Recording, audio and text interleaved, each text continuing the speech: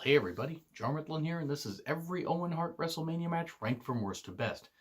Owen Hart was sadly taken from all of us way too soon. Can only imagine the great matches he would have had he not tragically passed away at Over the Edge in 1999. And looking back at his WrestleMania resume, it spans quite a few. Like, some people might actually forget. He only competed at 8 WrestleManias, so this will be a shorter video than normal. But I figured I would, pay respects and talk about, especially including one of my favorite WrestleMania matches ever, but also talk about, some of the stuff that Owen Hart did in tag team matches and the like. So I will also be doing one for the British Bulldog and one for Kane and one for Christian. So look out for those. But here we go. Now, I unfortunately don't have an Owen Hart t-shirt, so I had to wear, for his older brother, Brett. And you can guess which match is number 1. But let's crack on with this list. Number 8, Owen Hart versus Skinner at Mania 8. It was like 90 seconds. It was just to get Owen on the card. Mania 8 was a very odd duck. Owen got the victory, and he should have. Skinner, sorry, nothing against the performer, Steve Keirn, but, Owen needed to win here, and this is when Owen had the big old poofy pants and everything from the New Foundation, and then, stuff he would do when he was teaming with Coco Beware soon after, the weird, goofy fashions. But goofy fashions aside, Owen got the victory very quickly. It was a very throwaway match. It was not, certainly even close to showcasing his skills. But that stuff would come up a little bit later. Now we get to number 7, Owen Hart and Jeff Jarrett versus D'Lo Brown and Test for the tag titles at WrestleMania 15. D'Lo and Test won I believe were the last two guys in a battle royal that determined who would face the tag champions Owen and Jeff Jarrett on the Mania 15 card. And I believe that took place on the pre-show, Sunday Night Heat. I think it was actually the Sunday Night Heat of the show. And yeah, you can imagine that this wasn't the best match. Owen and Jarrett thankfully retained. They were actually not a bad tag team. They were actually pretty goddamn good. This, however, of all the matches, this might actually be the weakest one. The only reason I put the Owen Hart and Skinner one down, at the bottom is because it was so short. This, however, was pretty throwaway. Thankfully, again, Owen and Jarrett won, but it's sad this is the last Mania match that Owen Hart had in his career. But let's move on to number 6. Owen Hart as the Blue Blazer versus Mr. Perfect at Mania 5. I recently did a Mania 5, retro review along with Clash of Champions 6. And, it'll be a link somewhere up there. But I did talk about this match at length. It was actually not that bad. I mean, Owen in the Blue Blazer gimmick, it was silly, and he would also do the Blue Blazer gimmick just before his tragic passing.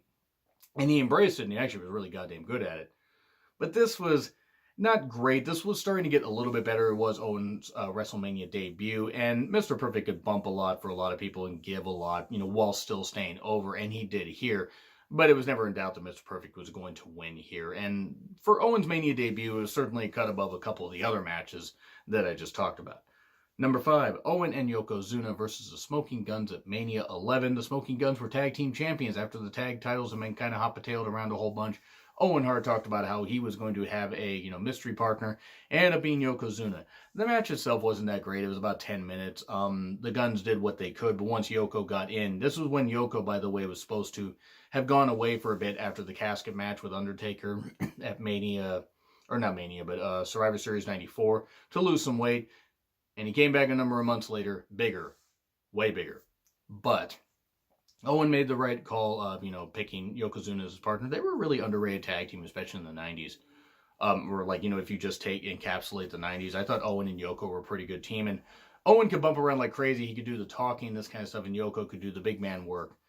But it was a decent match. It's starting to get a little bit better for Owen. This was what it was. They did win the tag titles. Granted, they would drop them to Diesel and Shawn a number of months later.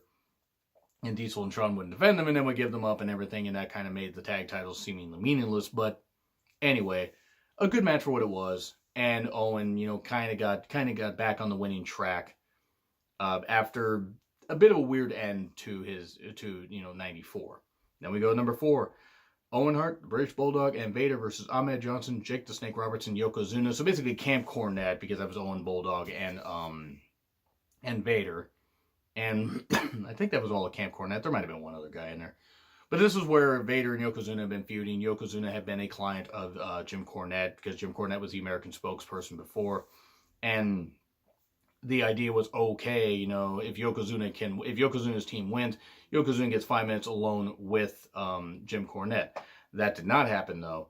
And the heels won, and they should have. And this was Jake Roberts. This was not the best match, though. Owen and Bulldog always teamed well together. Vader was just kind of there. He had just come back from shoulder surgery. There's a lot of backstory stuff with this. And Ahmed Johnson, they were bound and determined to push that guy to the goddamn moon. And it didn't work at all. Ahmed Johnson is one of the biggest abstract failures in wrestling that I can think of. I mean, period. Especially for somebody that got such a big push. A couple times, too. I mean, because all that. But Owen's performance was very, very good in this. Granted, again, it was kind of a throwaway match. I believe it was the opening match on the card. But given that Owen could always, be such a dastardly heel and build up some stuff and do some great things, even in a throwaway match like this, he did shine. Though, the tag match was a little bit better. It was the one that took place a year later. It was Owen and the British Bulldog as the tag team champions versus Vader and Mankind at Mania 13. That's in the number 3 spot. Okay, they did kind of a fluky finish and this kind of stuff, but I enjoyed it. I thought it was a nice long tag team match. Sure, Mania 13 isn't exactly remembered as a great Mania for good reason, because really outside of a couple matches, it wasn't that good. But this was a very, very good match for what it was. Vader and Mankind being the unlikely team, even though they had teamed together and then feuded, back in WCW and stuff like that. But it was a good match. It was well done. It was what it was. And, Owen and Bulldog retaining, thankfully, before they lost it to Austin and Shawn. What was it, around May? I think it was around May of 97, May or like early June of 97. It was really a weird time. But it was a good match for what it was. And then we go to number 2, Owen versus Triple H at Mania 14 for the European title, and, China interfering, because of course China was going to interfere.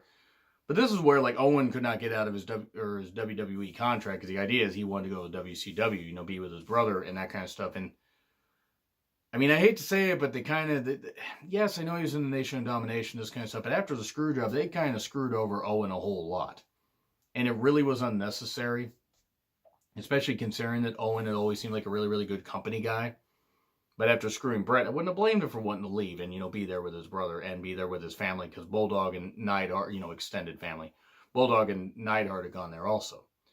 But this was a good match, and at the time, the European title actually still meant something. I mean, Owen had not been European champion to this point. And yeah, Triple H would still end up being the champion, but it was a good match with some good, even with the interference and that kind of stuff, and the stuff from China, which I'm not knocking China. I'm just saying, with the fact that it was obvious where they were going to go with the finish and everything, and China factoring into it to screw over Owen. It was still a good match, and I always thought these two had really, really good chemistry. It's such a shame that if Owen hadn't passed, you could imagine Owen might have feuded with Triple H in 2000, when Triple H was WWF champion. I would like to have seen that. Tell me that wouldn't have been good. But this was a good match. But number 1, Owen versus Brett at Mania 10. Duh, come on. I talked about my favorite opening WrestleMania matches list. I talked about it in every Brett WrestleMania match, ranked from worst to best. WrestleMania matches you need to see, all that kind of stuff. There'll be a playlist at the end of the video, by the way, if you want to see that. But I had to put this one number 1 because Owen managed to beat his older brother.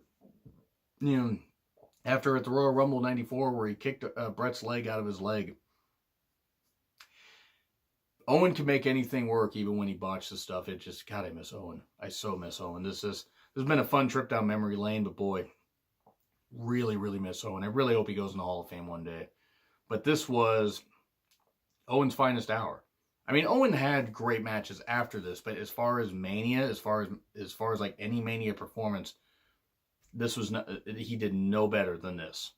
Now, he might have done better later in his career had he not passed away, but this was just so perfect. And the fact he beat his older brother, and then Brett went on to win the title later that night. That was great storytelling and set up such a great feud for 1994. But yeah, Owen winning, it shocked 13-year-old me.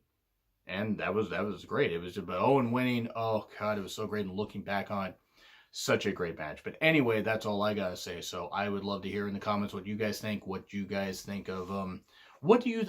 Let me pose a question to you as I close this video. What do you think would have been the future for Owen in the next few years had he not passed away in '99?